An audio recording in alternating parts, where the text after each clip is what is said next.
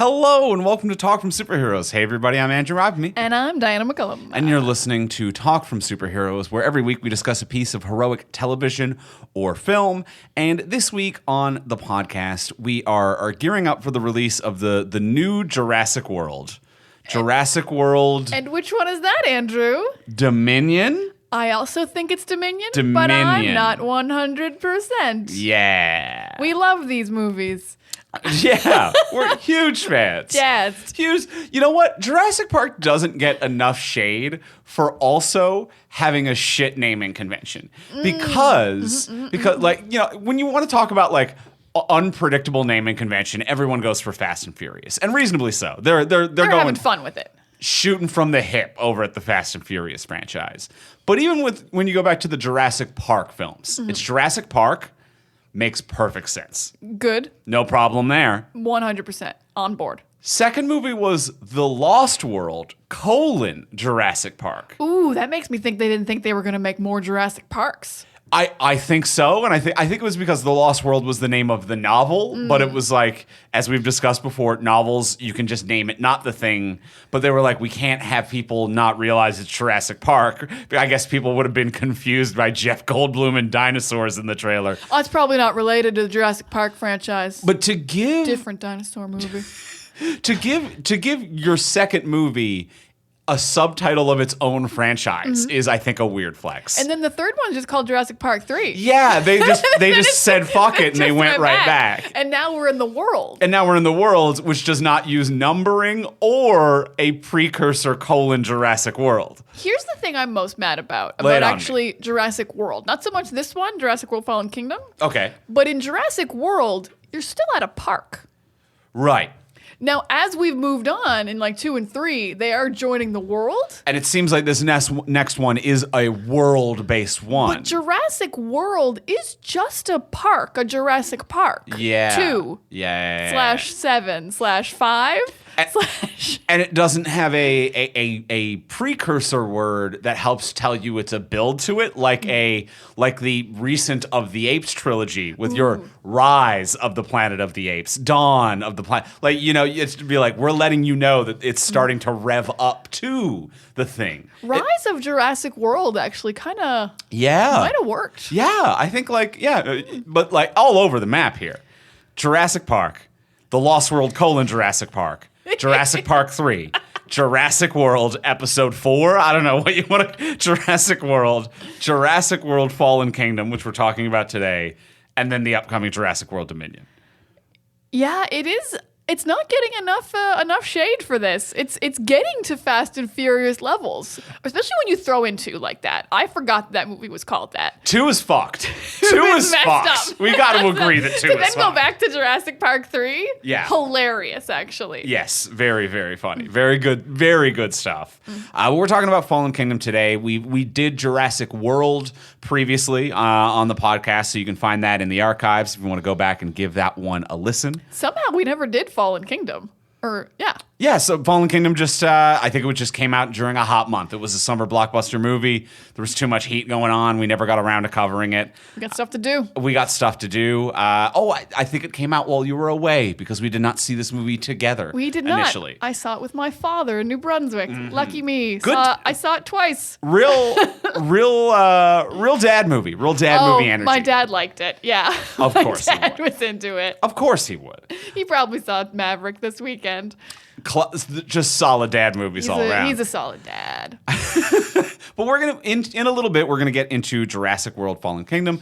I want to let y'all know that as I mentioned, if you want to hear Jurassic World, we've done that previously on the podcast. Also, don't forget to check out our Patreon for bonus episodes if you want, because we did Our Flag Means Death last month as a Patreon bonus. We were going to be doing the new Chippendale Rescue Rangers on the Patreon bonus for this month. So if you want more content from us, be sure to head on over to our Patreon page at patreon.com/FromSuperheroes. We do an exclusive episode there every single month. Yeah, and it's a good time to check out the Flag Means Death episode because they got renewed for season 2, baby. Let's celebrate. Very Spoilers, excited about we that. liked it. We very much liked it, and it was a very fun and playful episode. So check out Our Flag Means Death. Also, just check out Our Flag Means Death. Just watch it. Just in general. That's just a general little life recommendee.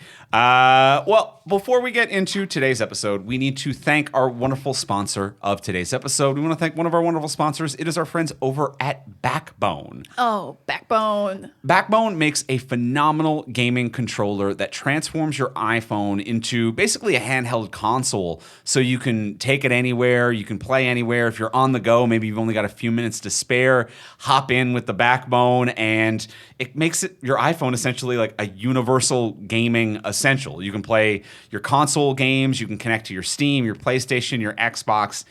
It's so smooth and easy, and it works so well. It's so cool because you can play all these games if you're like on the go, or if you just want to play a game on the couch while you watch something on the TV, or if you just can't afford a console. Like it replaces so many things. Yeah, it can be a supplemental or a replacement. You're right. Yeah. That is a really nice thing about it. You can play all these console games. You can play FIFA, Halo, Minecraft through cloud gaming services like Xbox Game Pass, NVIDIA GeForce, and Google Stadia. No console needed. All you need is an iPhone and your Backbone controller. It's super easy and smooth, and it's really just comfortable and ergonomically designed. Like, it feels right. One thing that I always find weird is when it comes to like third-party video game accessories, sometimes I will see them and I'm like, does no one who works for that company play video games? Like, things that don't make sense, buttons where they shouldn't be. Everything is where it should be. It is essentially what 40 years of controller evolution should bring us to. It is a normal, comfortable, good-to-use controller, and just with an X, Y, A, B, some classic lettering for controllers.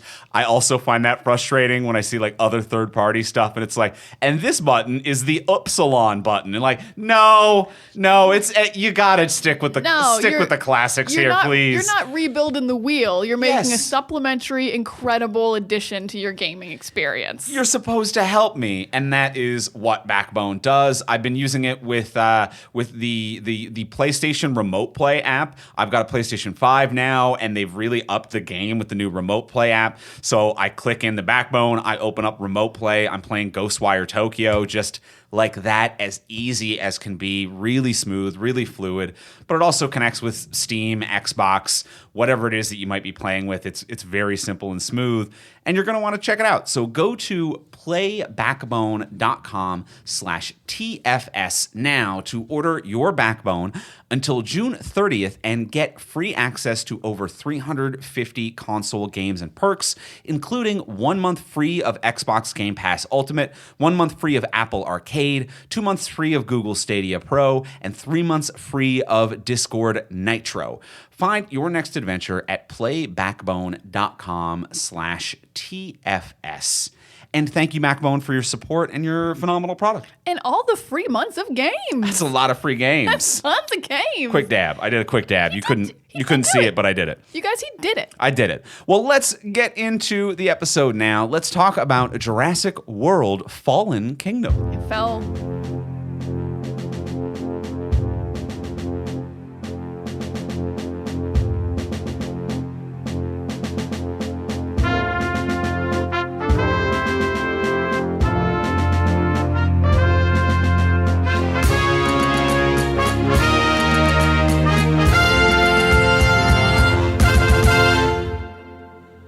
All right, Fallen Kingdom, a movie that when it came out in theaters, we saw it separately, but we've watched it together now to get a refresher for this movie that has a lot going on.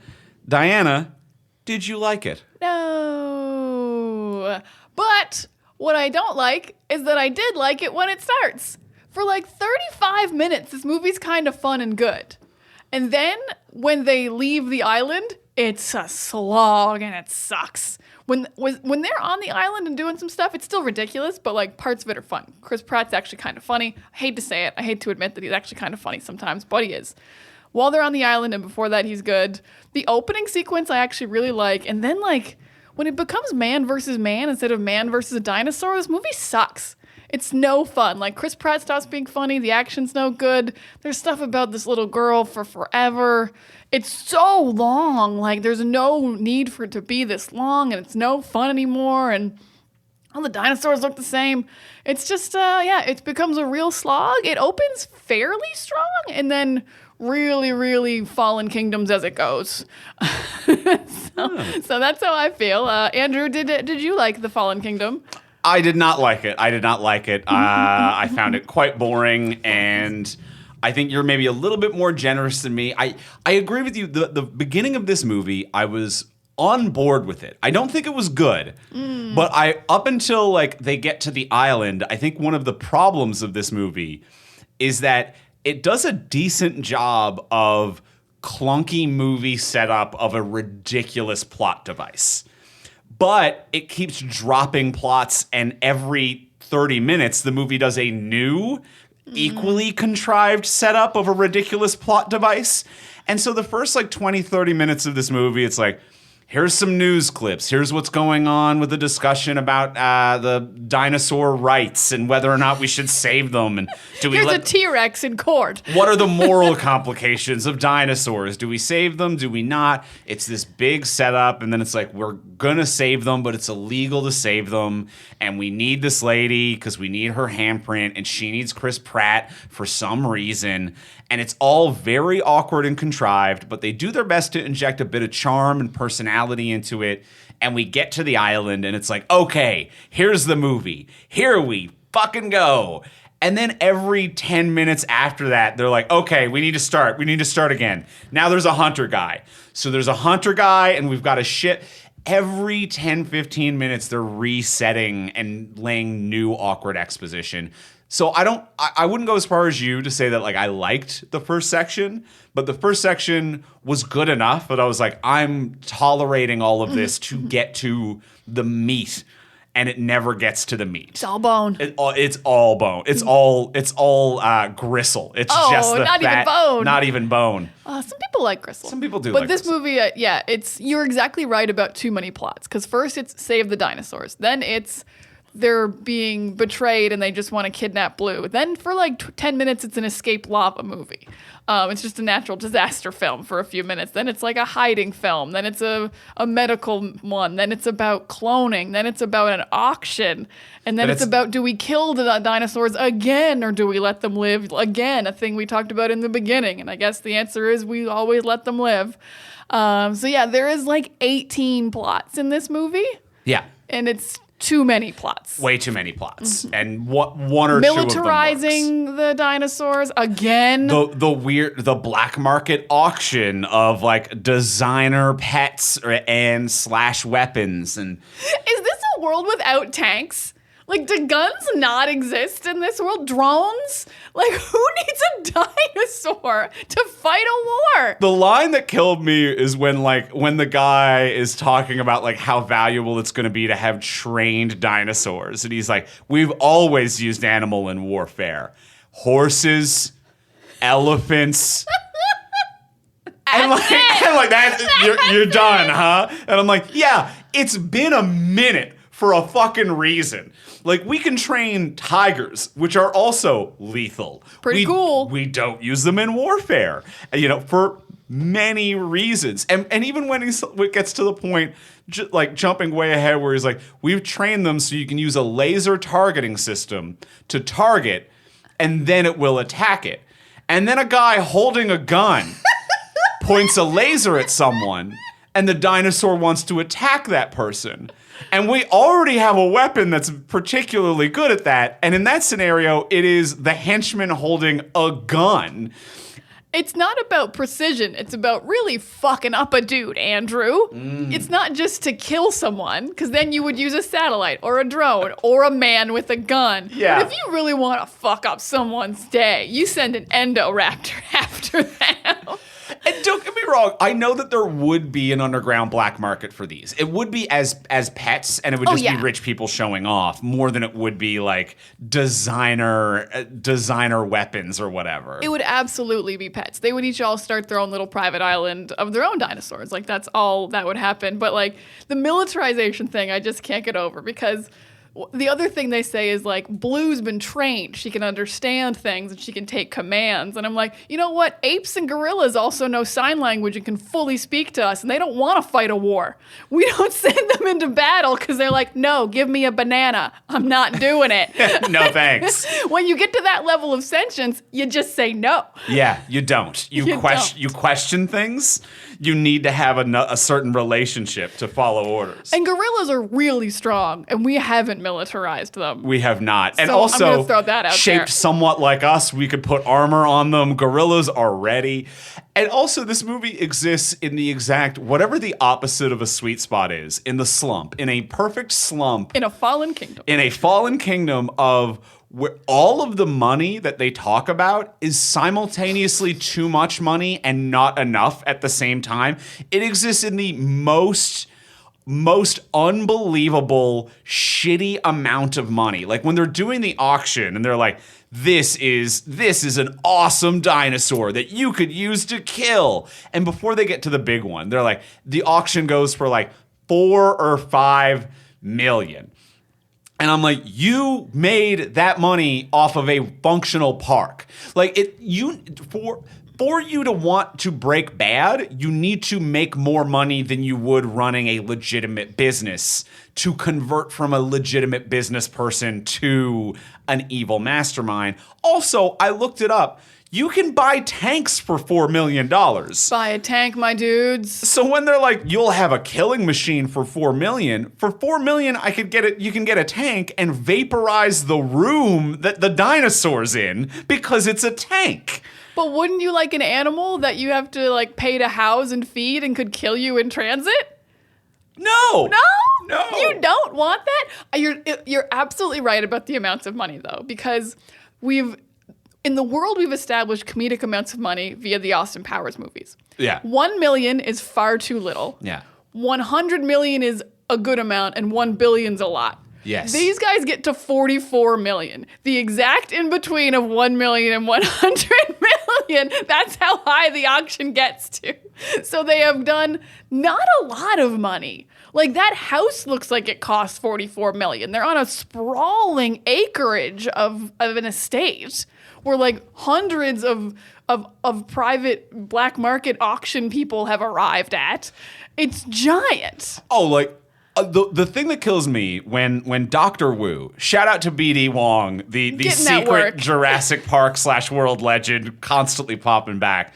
When Dr. Wu, when they're selling the most expensive one, I forget whatever it is that they call it, and they weren't intending on the Indoraptor. And they weren't intending on selling it, but the bid got up to $23 million. Oh wow! What could we do with $23 million? Like what? Like that's what a plane costs. Musicians have yachts that are that price. But the boat to transport the animal costs that amount. That was the other thing. Like when Dr. Wu is trying to talk him out of it to be like, do not sell this for $23 million. And he's like, this is our prototype. And the guy's like, yeah, but $23 million. It 100% costs more than $23 million to design the prototype of a designer DNA dinosaur. They had an expedition. They had helicopters. They had boats. They stole DNA. They did secret genetic illegal experiments. Labs. They built an underground facility. The construction alone on that mansion easily reached the hundreds of millions to make the rooms that they then needed to get all of the gear and all of the scientists to work constantly on all of the illegal stuff that they had to send expeditions on. We're talking $1 billion operation. Absolutely. And then Wu makes another excellent point, because I think the bad guy is like, but it's the first of its kind. And Wu's like, but it won't be the last. And he's implying that whoever buys it will just clone that one for not very much money. Yeah. And then they'll have a bunch, and they've only made a profit off one dinosaur. And he's right. And the way this guy lives, I'm like, if he got away scot-free, I'm like, you're dead broke in a year. Oh, yeah. He's invested in crypto. He thinks it won't crash. This movie came out in 2018. He would have. You're building mansions with underground layers that are unsustainable for the money you're bringing in. He gets the contract and he's like, $100 million to build a mansion? I've only got $44 million. Dr. Wu as a scientist is taking him for at least 10 to 20 million. Just on an individual pay level. Yeah, the money levels are ridiculous. Way too small. What an awkwardly small play. But I think they also had, if I remember correctly, like it was the same thing in Jurassic World as well. When they're like, the park's not making enough. And like all of the numbers were just really like shitty and dumb. Yeah, someone doesn't know what numbers are. No. I'm going to be positive for a minute and go back to the things I liked. Please do. I do think the opening is fun. I think they do a really good classic Jurassic Park world of like Jurassic Park take of like the lightning reveals the T-Rex, the guy's in the helicopter freaking out and telling the other guy to run. It grabs the ladder. I think and then like the big lagoon one eats the submarine. Like that whole opening sequence, I'm like, this could be Jurassic Park 1. Like this is all really well done. I fully agree with that. That opening sequence, it really does hit. And I think that there are a few other shots throughout the movie. I think it was as we become a little bit worn down by the plot and the writing, we stop giving a shit. But I think on their own, this movie cuts an excellent trailer. And, you know, I don't mean that to be fully demeaning or anything, because I think that J.A. Bayona, who directs the film, visually does a fantastic job. And it seems like a good impression of Jurassic Park. It doesn't have its own heart and energy, but it's a good impression at times. And some of the shots and scenes and the shadow work and the lightning, I agree with you, does work really good. Whether it is the opening sequence has a lot of it, like the T-Rex that's hidden, that shows when lightning and then disappears. The aquatic creature that like you see silhouetted in the lights of the submarine. And then it just chomping down on the guy hanging from the helicopter. A lot of that feels very classic Jurassic Park, but I think that there are also like other visuals throughout the movie that maintain that, and we just kind of emotionally have given up on the movie by that point. Like I do think a lot of the shadow work towards the mansion segment, whether it is like the Indoraptor coming in through the window when the child is like hiding in bed and like the curtain blowing and that shadow kind of elongating from the shadow of something else. That was a big one in the trailer. So you're right about that. It is good trailer fodder. Yeah, yeah. And I even think like her seeing her own reflection reflected back with the dinosaur is not a bad shot as well. There are some good shots. Like there are some good visual work in this for sure. Yeah, it is a clean movie. It's easy to see what's happening. It's a lot of good shots of dinosaurs. What you said about how it's an impression of Jurassic Park is kind of, I think, spot on, because it does very little that it is its own thing. There are way too many subtle references to Jurassic Park. It's like objects in mirror are close as they appear. They do it again. A raptor opens a door and he can use the handle. She hides in what are they called, dumbwaiters?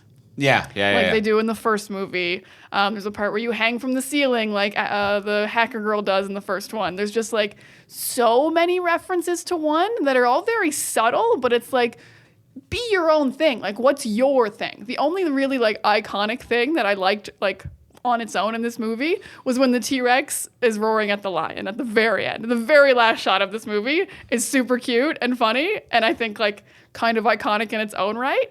And then nothing else is really like, wow.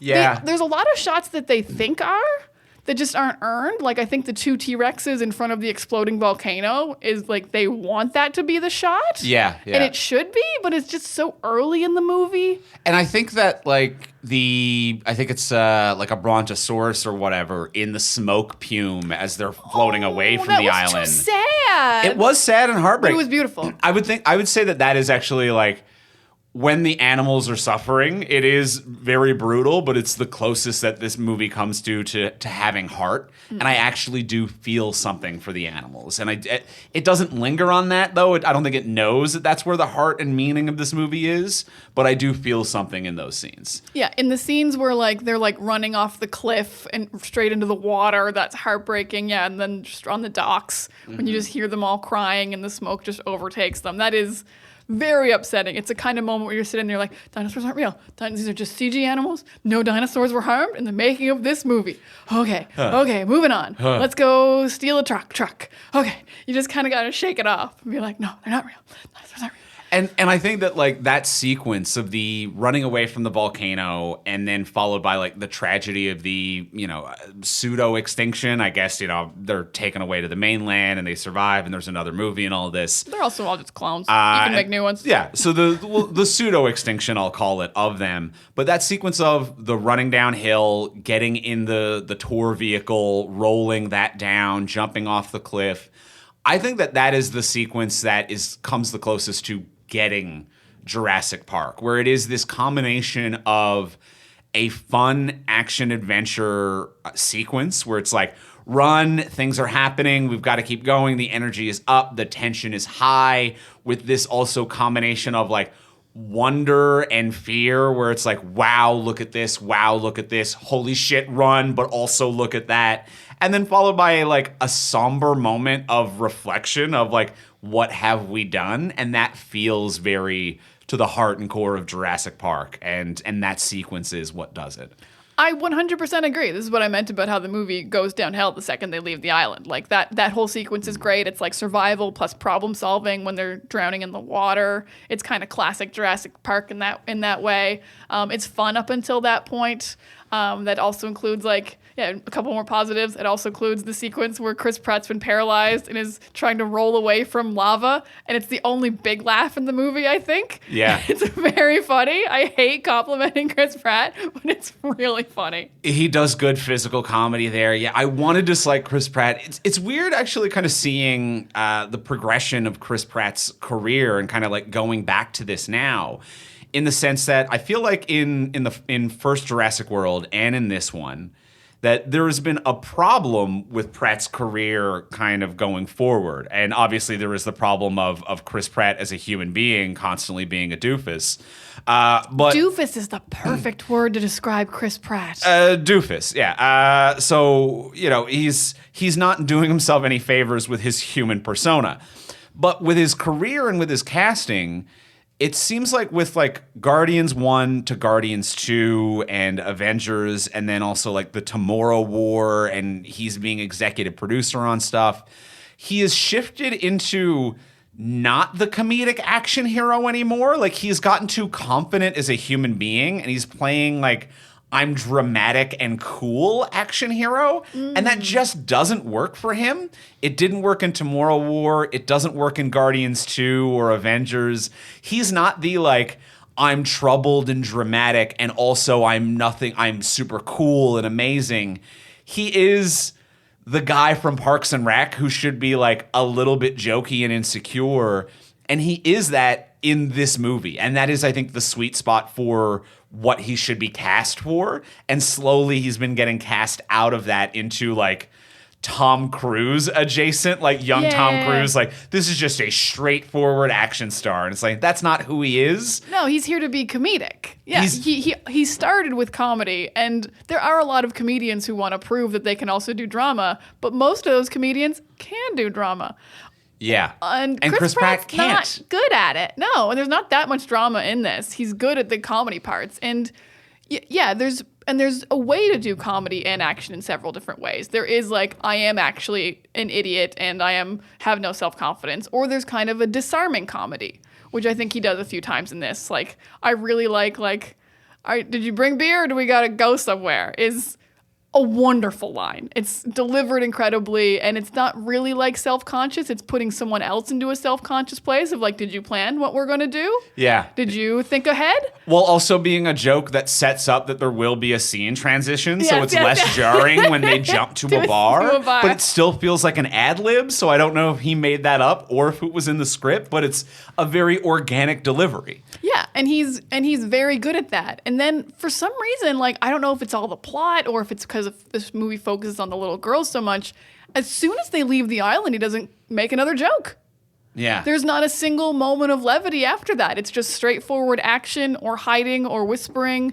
There's like maybe what's supposed to be some comedy happening with the T-Rex when they try to take the blood, but it's not very good. No. It doesn't really work. it's like physical comedy, and that's not especially his thing, even though the lava thing was funny. Or maybe it's just because Bryce Dallas Howard is doing the physical comedy. It's Bryce Dallas Howard because like he's invisible. Like the T-Rex moves its head, and you just see like Chris Pratt's arms poke up. And Bryce Dallas Howard then has to do like this rodeo sequence or whatever, which is just kind of nothing. Yeah, he should be the one doing the physical comedy, and she should be hidden, is how you would do that comedic sequence, ideally. Yeah, absolutely. But he works in this role. I don't want to like him, but I do like him in this role. He pops and he sells it, and he makes it work. And when he is cast well, I would say that like he's obviously nowhere near the actor of like Oscar Isaac. But I only better get through your point I only fast. say that as a preface to an exact line. Okay. That the beer line to be like, did you bring beers? Or are we going to get beers? Like, what's about to happen now? Force Awakens. It feels very like who talks now? Do you when Poe is captured? Be like, so who talks now? Do you talk now or do I talk now? It is this tension breaking hero that is 1 inch away from breaking the fourth wall. Like it is accidentally drawing attention to the script, but in a way that's kind of charming and sellable. And that is the sweet spot for Pratt. Yeah. And I had to preface it with the like, I'm not comparing him to Oscar Isaac, but I'm comparing that dialogue and his delivery of it in this movie to one particular line that is 2% of what Oscar Isaac's range is. But that there is a comparison there, I think. I get what you're saying. And yeah, that is his sweet spot. It will be interesting to see what happens in Dominion, if he gets to be comedy or if he's like full on like, I'm an action hero now and there's no time for jokes. Dinosaurs are everywhere. Yeah, I'm dramatic and I'm actiony. It's like, you're not, my dude. You're not. You got famous for being Andy Dwyer on Parks and Rec. Yeah, and that fame Lean into what you're good at. And that fame is hanging on by a thread. So you've got to really start making some turns pretty soon. He's doing fine. He's got a fucking Guardians movie and a Thor movie and this. He's working. He's financially fine. His goodwill, I should say. The goodwill. Is hanging on by a thread / already eroded. But we'll see how all that plays out and what they're going to do with his character in the next one. Also, like, he does a subtle accent in this movie, which I can't tell if it's bad because it's too subtle, but every now and then, like, he's doing a southern drawl. Is he? But Pratt isn't great at accents, and I don't know if it's natural in how subtle it is, or if it's bad in the fact that he can't do it. But every now and then it'll be like, where are we gonna go now? Like he'll throw like a weird Western drawl. Oh, I know the points you mean, and I didn't actually read that as a drawl. To me, that always feels like he kind of forgot this line. It feels like he's like, and this scene is about, yes, the dinosaur. It kind of feels like he's like drawing it out because he's like, not sure what my next line is. I can agree with that. The trend that I notice, though, which makes me think that he's trying to do an accent and forgetting to do it sometimes, is he only does the drawl when he's standing still. Wow, you really clocked this, He can't walk and chew bubblegum at the same time. So it's like if it's a scene where him and Bryce Dallas Howard are walking down a hall, he is just Chris Pratt, where he's just like, we need to go hit the switch in order to stop the velociraptors. That's it. And then if they're standing perfectly still and it's a close-up of only Chris Pratt and he doesn't need to think about other things, that's when they'll be like, so are you going to hit the button or not hit the button? Okay, let's go. We got to go now. And then they're running and it stops immediately because he can't move and do the accent at the same time. I don't know if it is so subtle it's good or if it is forgetfully bad. God damn it. I never want to watch this movie again, but now I want to rewatch parts of this movie again and track the accent. When he's standing still, it turns on. All right. Well, let's take a quick break in the podcast. Speaking of accents and dialect, let's thank one of our other wonderful sponsors of today's episode. We want to thank our friends over at Babbel. Over at Babbel, Chris Pratt could use them. They're the language learning app that sold more than 10 million subscriptions, and they will help you with your pronunciations. Yes, they have fantastic technology. They are well designed. They're going to help you with your pronunciation. They're going to help you with learning a new language. They have quick 15-minute lessons to make it the perfect perfect way to learn a new language on the go. And other language apps use AI for their lesson plans, but Babbel lessons were created by over 100 language experts. And that's what you want to hear. You want to hear that there is a level of personalization and care and effort, and there's just that little extra oomph that pushes something a bit further. I like human language experts telling us how to do it, because a computer doesn't know how I learn a language. A computer's like, I speak it. And I'm like, but I'm a human. Yeah, we've all run things through a translation, a straight translation before, and that ain't doing it. You need a human touch. Let's get some people who speak these languages and know how to teach a language. With Babbel, you can use from 14 different languages, including Spanish, French, Italian, and German. I took Spanish, having a good time, doing great at it. Yeah, and their speech recognition technology helps you improve your pronunciation and accent so that you are coming through clear and crystal in whatever language that you might be learning. So right now, save up to 60% off your subscription when you go to babbel.com/TFS. That's babbel.com/TFS for up to 60% off your subscription. Babbel, language for life. Thank you, Babbel, for your support. Thank you so much, Babbel. Now, I need to, this is bordering on what would you change, but it's also like, what if? I kind of want to see this movie where the volcano erupts, but the park hasn't been closed yet. Because right now, they've built a park on a volcano, and the park just happens to have already been closed down. Right. But knowing the Jurassic World people, they would have kept that park open until that day. They would have had guests at the park. And also, you built a park on an active volcano?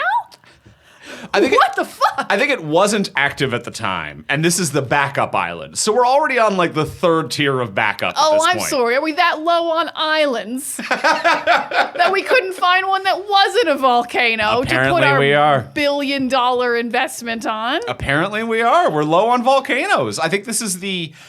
I forget the map of the islands. I think there's 3 islands that they purchased, and there is the like... Isn't this the original island, though?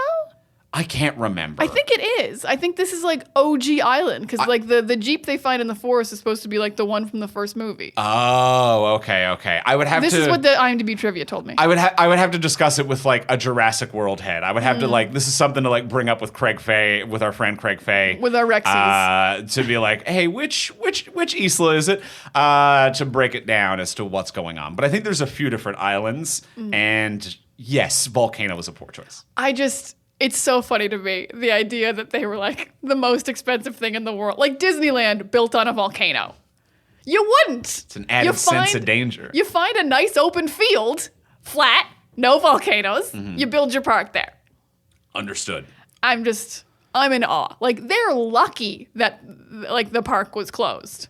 I don't know if insurance would cover a volcano. Insurance would be like, you built it on a volcano. I mean, yeah, that's active. I don't think, I think as we learned, they are not insured for any of the shit that has gone on. Who would insure? Actually, the first movie even has a lawyer, because it's like, they're like, Can is we this get insurable? insured? Yeah. And the lawyer is Eaton. Yeah, and so they never probably not. confirm whether or He not was it's probably the only insurable. insurance lawyer. Yeah, and then the movie starts with they're being sued for $700 million or whatever. That's the thing. They have not recouped their losses with the auction. The auction was $44 million, and they're in the hole for $700 million in lawsuits. Well, I will argue, I don't think they're claiming those profits on their taxes, so I don't think that's showing up on the reports. They're going to launder that money elsewhere. I guess. But I also think that they're just going to file bankruptcy and go for insolvency, and it seems like no one is personally liable for criminal negligence because all of those people have died. So no one's on the hook for $700 million. It feels like Claire should be. She was in charge of the island. She was in charge. She built the big dinosaur that broke out. I don't think she owned it. Oh, she had responsibility. Yeah, she might be criminally responsible. For all the deaths. Yeah. For the deaths you see. Yeah, but either way, I don't think that Eli, I think is the slimy dude's name, is personally on the hook for that $700 million. You know, that's not how personal finances work. Like, that's not how any of it works. No, that's fair. It's fair. The corporation is. Yeah, the corporation is completely shielded. You know how we know about how corporations work. I know the system is broken and that no one would be held accountable under any circumstance. That is true. No one would be held personally accountable. Yeah, not in this scenario, because that was the dinosaur that broke out. I think in the first one, Wayne Knight would have been. He did. Yeah, but if he hadn't did. Yeah. That's he did crimes. He did crimes. He definitely did crimes. Yeah. So I think that the whole financial matter doesn't really matter, and they're getting sued for again an awkward amount of money, and they shouldn't have built it on a volcano. You're right. Thank you. You're welcome. Here's another thing they shouldn't have built: a human clone of your daughter. Now, should they have not built it morally or in terms of the plot structure of a film? Probably both. Actually, I have no morals against it. I don't really care if you build a clone of your daughter. I don't give a shit. But in terms of plot, there is none. I don't need a plucky child, especially a plucky child alone. Because Jurassic Park 1 at least was like Grumpy Sam Neill's with the plucky children. That works. And this one's plucky child alone, who's a clone for no particular reason. Now it's a movie about human cloning. But it's not. Because they don't raise any questions about it. For all of the questions that Jurassic Park raises about the morality of, like, we have Dr. Ian Malcolm kind of like bringing up the chaos theory and being like, you know, you focus so much on whether or not you could, you never stop to ask whether you should, and conversations about playing God. And then in this one, it's like, we made a human clone. Anyway, see you later. Whoa, that raptor's really big. Be like, what the fuck are we talking? And then it's like her grandfather, I guess, had a falling out with John Hammond over the human clone. Because I guess even John Hammond was like, whoa, I might clone dinosaurs in a park that is unstable, that murders everyone. But I am not cool with my brother cloning his dead daughter. And then they have a falling out. But both of those characters are dead by the time that this comes a plot relevant. Like, John Hammond as a character is dead. The grandfather gets murdered by the slimy guy. So no one who gives a fuck is alive, and it has no consequence. This could just be a non-cloned child, and it has all of the exact intended consequences on the plot. For all we know, that Eli dude lied and she's not even a clone. Like, that's how irrelevant it is. No one who knows her mother is alive in this film, or in it by the end, because the nurse gets fired and leaves, or the nanny or whatever she was. So no one is around who's like, oh my goodness, she's a clone, clearly, of her mother. Like, no, everyone's just like, that's a kid, whatever. Now here's an idea. Here's a money-making idea to save you from those lawsuits. You clone everyone who died at Jurassic World. You want your loved ones back? Here we go. We'll give you a clone, baby. That they clearly have the technology and the labs already set up. Right. They just need to collect enough samples from the body parts strewn about. I mean, unless the ones that were fully eaten by dinosaurs. See, now we're printing money. Now we're printing money. Talking, yeah. Because I think the movie, and it's so dumb at the moment when all of the imprisoned dinosaurs are being gassed, and then Bryce Dallas Howard, which is the name of the character, we will not accept. I will not accept anything else. Even though her actual name is way shorter, she's Bryce Dallas Howard. So Bryce Dallas Howard there's a button that just says open door. So she just needs to hit that button. And then she says, I'm going to press the button. I can't let them die. And then just doesn't, just stands. And then the child opens the door. And do you have the exact line? I have the exact line. What does the child say? If you would like to, if you would like to hear the exact line. Please help. I had to. They're alive, like me. An argument that no one in this film had been having. They're not. No one said they weren't real. Well, no one said you weren't real either. No one said that. Once to your face. No, or behind your back. Or anywhere. Anywhere. Or in a secret journal. Yeah. Nowhere. People said one guy said you're a clone. You're still a full human being. So I have no problem with cloning. Don't care. I have problems with cloning, but like not as a plot point or like not as a normal plot point for a sci-fi movie, but not for this, whatever this bullshit is. Yeah, totally irrelevant. Like, they're alive like me. Like, do you even like any dinosaurs? She just gets chased by ones a lot. Like, she doesn't really, she's more like wants to stop bad guys than love dinosaurs, it feels like. And here's another question. Do Bryce Dallas Howard and Chris Pratt even fucking know that? That she's a clone. Yeah, they're in the hallway when the guy says it. They're in the hallway when the guy says it. Yeah, he says it to them. Okay, so they know. The slimy dude. Okay. Because for some reason I thought the slimy dude said it while she was in the dumbwaiter. No, she said it when she's like standing behind Chris Pratt and Bryce Dallas Howard. Okay, all right. Well, never mind then. Never mind. Yeah, because that was the other thought running through my head is that like Chris Pratt should just be like, what? Like none of it. You know what? Even knowing that, one of them should be like, are you dealing with your own shit right now? What does that mean? Do you know how many people you just killed? What is that a reference to? Because you need to feel alive? Because so many people just died. Oh, yeah. They've released dozens of carnivorous dinosaurs they're going to destroy the ecosystem, infrastructure, people, gonna eat people. Yep. Talking about responsibility, little girl. Yes. She's gonna get sued to hell. She's just inherited all her grandfather's money. Yeah. She's gonna get sued to fucking hell now. No one knows she exists. 4 people were in the room and saw her hit the button. None of those people are on the grid about anything. All of this is nuts. None of this is legal or right. I don't think it will be, but I want to be the lawyer in the universe being like... Trying to hold a clone child legally accountable. I'll do it.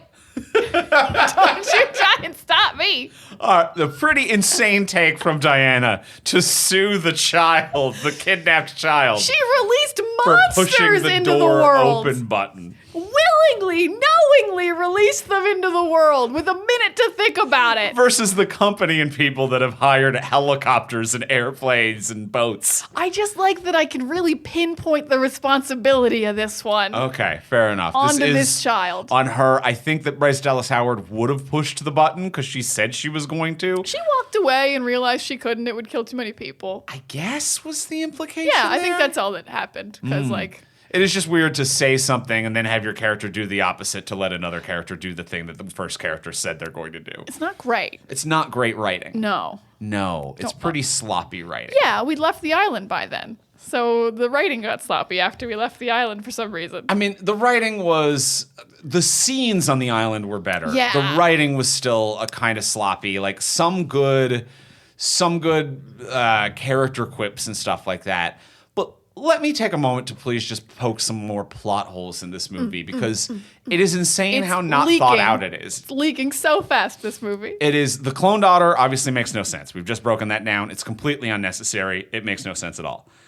Then there is the fact that at the beginning of this movie, the slimy guy who is pretending to be kind is like, I need to get all these dinosaurs to sell them in an auction. And we as an audience don't know that, but he's like, I got to collect these dinosaurs. And I need Bryce Dallas Howard to do it. And she needs Chris Pratt to do it. And then they get there, and Bryce Dallas Howard's like, okay, let me help. And they're like, we actually got most of them. We just need the velociraptor. It's like, okay, well... a weird lie that you told in the opening to do that. It's like, well, now we need your handprint.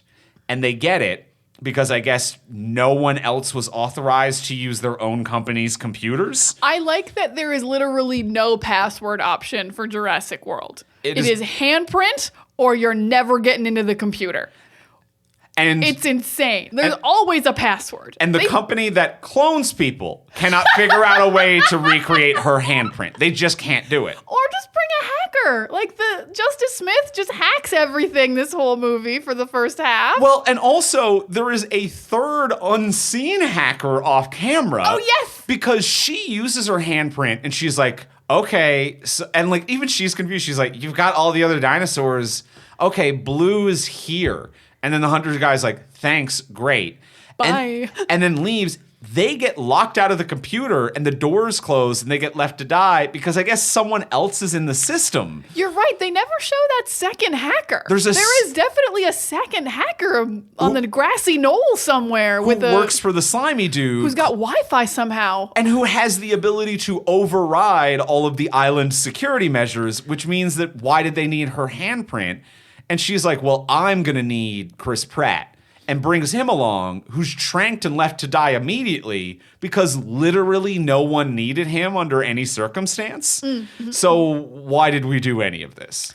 I mean, I don't mind that they brought Pratt. Blue was their focus, and he can talk to her and pull her in. Like if her tracking chip was missing or something and they couldn't find her, Pratt would have been the best chance to get her. Sure. So I totally get Pratt. I don't know why they agreed to bring her hacker and her dinosaur vet when they were just going to kill them all anyway. But you're right. They clearly didn't need her. They could hack the system. They could have safely murdered her on the mainland. And just brought her hand. They were willing to murder. They were 100% willing to murder. They do many murders. They could have just brought her hand. Gross. Bit of a darker film. For sure. What would you change is getting crazy. Plot hole number 2. I think I've got 3 that I want to hit just real quick. Plot hole number 2 is when the hacker guy gets mixed up for an employee. It's insanely. He gets mixed up for an employee because they snuck onto the boat. No one noticed them jump a car off a dock. No one was looking at the dinosaurs die, I guess. Not a single person on the boat was enthralled by this. So they've made it on the boat. No one was enthralled. They didn't see it. And the hacker guy just wanders out as the boat reaches the mainland and is unloading. And another dude's like, carry this rope. You're a dock hand, right? At which point he's like, okay. And it cuts to Chris Pratt and Bryce Dallas Howard who say, we need to help him. He won't survive. He won't make it. This is so funny to me. And it could have been a really funny line. Bryce Dallas Howard is the one who says the line. And she says it seriously. She sincerely thinks this hacker soft boy will die from doing manual labor. He's been asked to carry a rope. That's it. And she's like, he's going to die. That line from Chris Pratt would be funny. Yeah. Oh, he's not going to make it. Yeah. If he's unloading boxes, he's as good as dead. That's a funny line from Chris Pratt. Yeah. But the movie takes that line completely seriously, and they think he's going to die because he's been asked to unload boxes. And he's literally been given an escape plan. Get off the boat. He is a man who should not be there. And a random guy was like, here's an employee badge and an item to carry. Walk off of this boat onto the mainland with the rest of us. There are thousands of us. There are dinosaurs everywhere. We are so oblivious, we didn't notice a truck jump off of a dock onto the boat. There is so much shit going on. You could just walk into the distance. And they're like, we've got to save him, is the line of dialogue.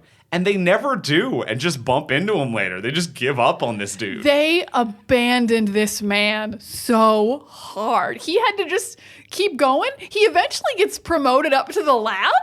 Like, I really need to see the shenanigans he got into because I like Justice Smith. He's fun. Yeah, I think he does a terrific job in this movie. He does a great job here. He was really good in Detective Pikachu, if I recall. Like, he's fun. So I really need to see his, like, hijinks of going from dock worker to lab worker because I'm sure he was just trying to leave the whole time. He was not trying to get deeper into this conspiracy. He definitely was trying to get out and continuously pulled back in. A constant farce of escalating disguises that he has to wear. Disguises and promotions. He's a dock worker, and then he's dressed as a chef, but then he loses the chef hat. Someone thinks the white coat is actually a scientist coat, and then he needs to get down in the lab, and then now he's carrying beakers. And it just keeps getting worse for him, and all he's trying to do is leave. And I want to see that. We see him leave a boat, and the next time we see him, he is in a deeper level of the lab than Bryce Dallas Howard and Chris Pratt ever reach. Yeah. He is all the way in. He could bust this thing wide open all by himself. Easily. And I agree. I feel like there must be like a deleted scene, although he's shown in the lab in a way that implies that, like, this is the funny thing is that he's suddenly here. Right. But I really would love to see how he got there. And I would love it too. And I think the other big plot hole that made me just kind of like, well, then why were we doing any of this? Was the Indoraptor.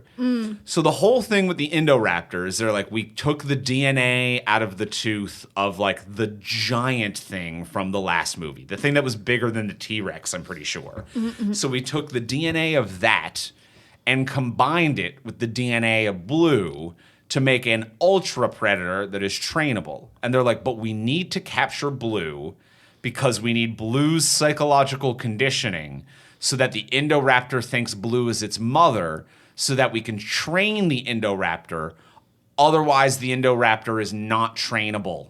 And that's the whole reason they need Blue. They do a whole speech about it. Without Blue, we can't train this thing. Yeah, they need it to imprint on Blue and for Blue to be its mom, and Blue's already trained. And then we need to do years of training. Because it was years of training to train Blue.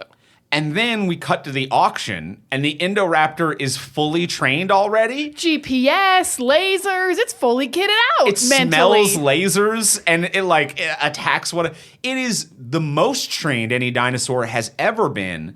So why the entire plot of this movie, the entire reason Chris Pratt and Bryce Dallas Howard are contrivedly involved to begin with is to get Blue. And that is not a thing that the villains ever actually needed. No, they never use her. She's too injured, and her blood's all fucked up because the paleo dinosaur doctor gave her T-Rex blood. So yeah, she's completely useless to them, and they still make a perfect killing machine. That can smell lasers. Smell lasers. Yeah. It smells like a laser, and it makes them mad. I smell it, and I hate it. And then you got to play a sound.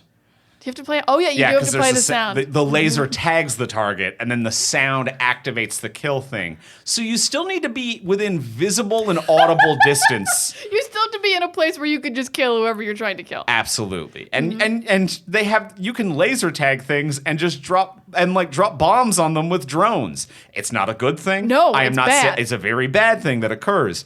It is. Unquestionably, a more efficient system than a Velociraptor. More reliable. A more reliable system than a Velociraptor. Yeah. Also, that dinosaur just looked like a dinosaur. Yeah. Everyone was freaking losing their minds. They're like, whoa, what's this thing? I've studied all the hundreds of kinds of dinosaurs, me, black market buyer guy, and I know this isn't one of them. There's so many dinosaurs, you guys. This could have just been a dinosaur. He was a Velociraptor that was bigger. A little bit bigger. And a Russian mobster is like, yes, this is good dinosaur. That's what I've been waiting for. How? Longer arms on the T-Rex. How the fuck? T-Rex with long arms. How the fuck do you know what a slightly better looking dinosaur looks like? How the fuck do you know any of that? Hey, he had one of those little kids' dinosaurs book growing up. And he's like, this one and this one. Or maybe he went to Jurassic World all the time. Maybe he was like, I saw every exhibit. And I know they didn't have that. That this is one of the fresh ones. That's a fresh, new one. Oh, why anyone wants to buy these pieces of shit, I do not know. I would love to have like a little cute one. Like I'd love to have a Triceratops or a vegetarian one. Yeah, an herbivore. Those are pretty dope. You want an herbivore. I would buy the shit out of an herbivore. I can see that. Where would we keep it? I do not know. But a cute herbivore is a fun time. I get why a rich person would want one. Yeah, I can kind of get that. And if they had a big enough enclosure, I wouldn't even begrudge them that.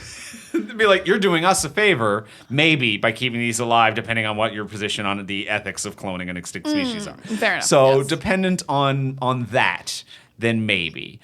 And this is something that I think kind of strikes to the core of the problem with the Jurassic World movies, is that the Jurassic World movies seem to not at all understand what anyone liked about Jurassic Park. I mentioned earlier that there are some good scenes and shots that visually are doing an impression. And that comes close to getting it. There's some visual impression work. But the heart and core of it doesn't get it. It's too bleak. It seems to hate dinosaurs. The first one and this one is all about you know how dinosaurs fucking suck and they're stupid dumb faces and they're fucking shitty. We made a good one finally. It's no, the whole premise of this is we're looking at nature in awe, and then we want to hold nature in the palm of our hands to feel like a god, and that is a problem. And it seems like both of these movies' perspective is just yeah, I know, I get it. Stupid fucking dinosaurs. We made a good one, finally. I'm not sure if it's stupid dinosaurs, but there is, how do we describe it? Yeah, the Jurassic Worlds do have a big problem in that they don't think it's just enough to have dinosaurs. And like, cause that's why they're making the big new ones, and that's why they keep genetically modifying them. But like, the first movie is about like man versus dinosaurs, and this movie especially is man versus man, and there's some dinosaurs around, and the dinosaurs have to be the main character. They have to be like, I'm breaking myself out, or I'm overpowering the guards. But this movie is very much like, we opened up the gates and they got out, and then we're the humans fighting other humans with guns. It's not man versus dinosaurs. The only time it is really is when they're like running from the herd with the volcano erupting. Yeah. And that's like, oh no, so many dinosaurs around. They've knocked our little ball off a cliff, and they're doing things. So yeah, it has no interest in them. It has no interest in... The opening sequence does. The opening sequence thinks dinosaurs are cool. I agree. And then the rest of the movie doesn't. I think maybe it has no interest in nature, in the natural order of things, where like the whole question that it's raising as a premise, as Jurassic Park, as all of it, is whether or not this is an acceptable decision for humanity to do, to undo something that time has done. Is that an acceptable decision for us to reverse the natural course of things? And then I think it is a complicated moral question to be, and a very Star Trek-ish question in terms of science fiction, to be like, is it okay then to do a wrong to undo the thing that we never should have done? And like to be like, well, now that they are there, putting aside the moral argument as to whether or not we ever should have done it, now that it is done and we all agree it's done, now do we have a responsibility to save them as we do any other species on the brink of extinction due to our own negligence? And I think that is an interesting question, and I don't think the movie cares to answer that or even discuss it, really. Not really. The only discussion, I think, is the little girl being like, they're alive, so they get to live. And I think that's kind of the beginning and the end of it. They're alive. I'm a clone. I get to live. They get to live. We all get to live. Yeah. And it means the same thing if she's not a clone. Yeah, it does mean the same thing. I think my favorite response to the whole argument is like early in the movie, when like the movie's like still kind of a little bit charming, and Bryce Dallas Howard is talking to Chris Pratt, and she's just like, so you're just gonna not go to the volcano island and let Blue die? He's like, yeah, I'm not gonna go to the volcano island. I'm like, you shouldn't go to a volcano island. Like, this isn't even just like a volcano might explode. It's currently exploding. Yeah. Ash is coming out. Yeah, I'm gonna leave the dinosaur there. I never wanted to be part of this to begin with. In the first movie, I was 1 foot out the door, and I was only around to make sure people didn't abuse animals. And you were the business person who wanted to make the most money off of caging animals, of course. And the way she says it to him, too, to be like, so you're just going to stay alone in the woods and build a cabin. Yeah. That is pretty unobtrusive. What he is doing, it's not like this dude is a character who quit after the first movie and joined the tobacco lobby or something. Like, she's treating him like he has pivoted into doing the worst possible thing for the planet. Or is like doing like press as like the raptor guy, or has like cashed in on the tragedy anyway. He's like, no, I just want to fucking live in my cabin and not be bothered by this terrible tragedy I already was involved in. I live in a trailer, and I was slowly building a nice home for myself with my own hands, using minimal lumber in like the least environmentally intrusive way possible. My own wages. Yeah, he's doing fine, I think. Well, that's all I had to say about Jurassic World Fallen Kingdom. How you feeling? Oh, I feel good. I feel like I've said a lot of things about Fallen Kingdom. Yeah. I wish it had more heart. I don't think they get it. No. I don't think they get it. Colin Trevorrow? You don't get it. He doesn't get it. Doesn't leave me with a lot of hope for the next one. Well, I mean, they've had time to course correct, but they also had time to course correct from the first one to the second one, and they didn't really. Yeah. It feels very, I know I brought up Star Trek a moment ago, but it feels very like, I want to see the Star Trek, like, Strange New Worlds equivalent of what you do with Jurassic Park. One that, like, understands that initial core, which is, what if you look at the natural world with wonder, and in an attempt to understand that, you accidentally make complications along the way? And Star Trek and Jurassic Park are very similar in that regard. Well, maybe they'll figure that out, because they are bringing the OG cast back. They're like, no, that cast got it. Yeah. They were involved with the wonder and the fear and the chaos. Yum, yum, yum. All right, well, let's go in for the close. Let's ask the final question of what would you change? So now that we've discussed everything we discussed, what would you change about this movie if you could change anything? Before we do, we will thank our other wonderful sponsor of today's episode. We want to thank our friends over at MeUndies. Over at MeUndies. And you know what they're saying lately? You shouldn't turn your room upside down to find comfy binge-watching outfits. They got new Stranger Things looks. They got some Stranger Things undies. It's a fun time. They have lots of like fun designs and patterns, including Stranger Things, so they can have your back and your butts. And it's hold on to your butts. Jurassic Park you get it. And Stranger Things. So it's a good time. But yeah, they have really fun, really comfortable underwear. On a scale of 1 to 10, I'm feeling about a 10 right now because I'm wearing some MeUndies underwear. I'm feeling an 11, the star of Stranger Things. Oh man. Blammo. That is very good. And they are fantastic. They're available in sizes extra small to 4XL. Plus, for the first time ever, you can step up your graphic tee game with their 2 new exclusive Stranger Things graphic daily tees. Grab them in time to watch the newest season. Just a heads up, this is a limited collection, so get yours in time for the new season because they're known for their fun limited edition prints and softer than soft fabrics. So check out their latest collab with Stranger Things. And MeUndies has a great offer for our listeners. For any first-time purchasers, you get 15% off your first order, including the new Stranger Things collection. Get 15% off your first order and 100% satisfaction guarantee. Go to MeUndies.com/TFS. That's MeUndies.com/TFS. And thank you, MeUndies, for your support. And your wonderful, comfortable underwear, which support me physically. Ooh, yeah. And as well, before we go in for the close, we will remind you, as we do every week, please take a moment to rate, review, and subscribe on iTunes, Apple Podcasts, Spotify, Podcast Addict, wherever it is that you get your podcasts. It helps us move up the charts. It helps us find new listeners, and it means a lot to us. It means so much. We read them. We love them. Wherever you can leave a review, leave it. 5 stars. Tell us we're nice. Tell us we're fun. Tell us anything you want to tell us. Tell us a secret. Tell us a secret. And that's a free way to support the podcast. But if you do want to support the podcast monetarily and get cool bonuses for doing it, you can check us out over on Patreon, which is a monthly subscription service. You can kick in whatever it is that you have in your budget to help support this network and this podcast and get bonuses for it. For example, at the $10 hero level, you get an exclusive episode of this podcast every single month. Last month on the Patreon exclusive, we talked about Our Flag Means Death. This month on the Patreon exclusive, we will be talking about Chippendale's Rescue Rangers. And you get access to the full back catalog as soon as you sign up at the $10 hero level. So you can sign up, you can check out any of the ones that you wanted to listen to, one of the ones that you might have missed.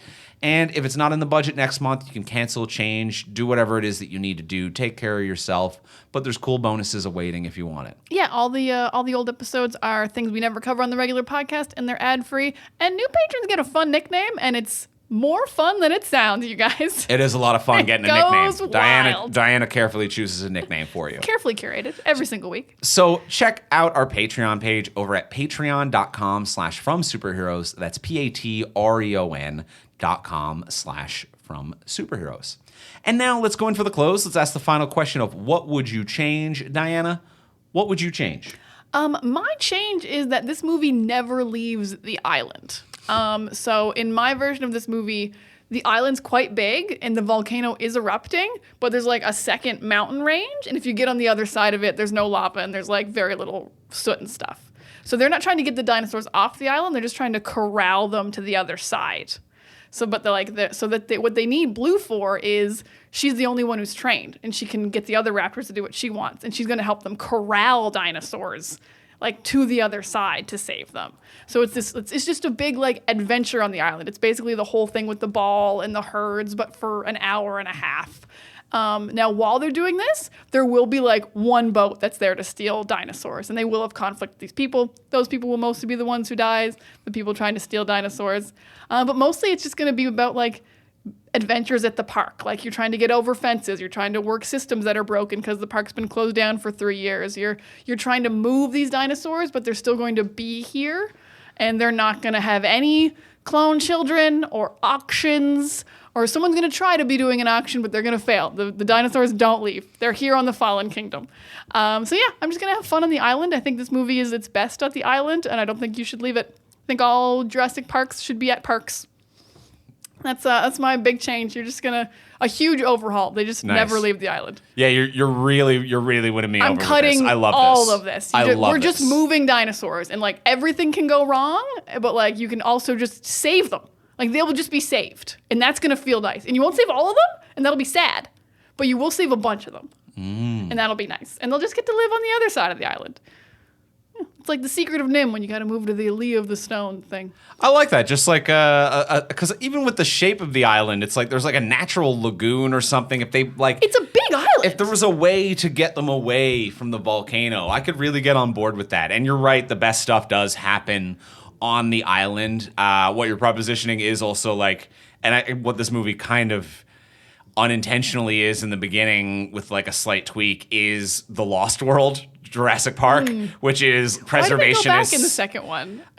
In the second one, I think it's like Julianne Moore is a preservationist. Okay, I can't remember that one. And it's a team of, and they're trying to like just like watch them in their natural habitat and catalog them, and then there's people capturing them to bring them to the mainland because they're going to open a small Jurassic Park in San Francisco. I do remember the T-Rex in San Francisco now that you say it. I haven't seen the other Jurassic Parks in a long time. So it was a similar thing, but there was no like false pretense of working on the same team at the beginning or whatever. But I like yours. It is where the fun happens is on the island. Yeah, keep them on the island. It's a big island. They got a whole other half over there. Nice. Yeah, Andrew, what would you change? Immediately, there's no clown. Of course, the little girl is gone. Get rid of her. Like she's out of here. Why do we have this to begin with? Why did we replace the 2 shitty kids in the first one with 1 shitty kid in the second one? Yeah.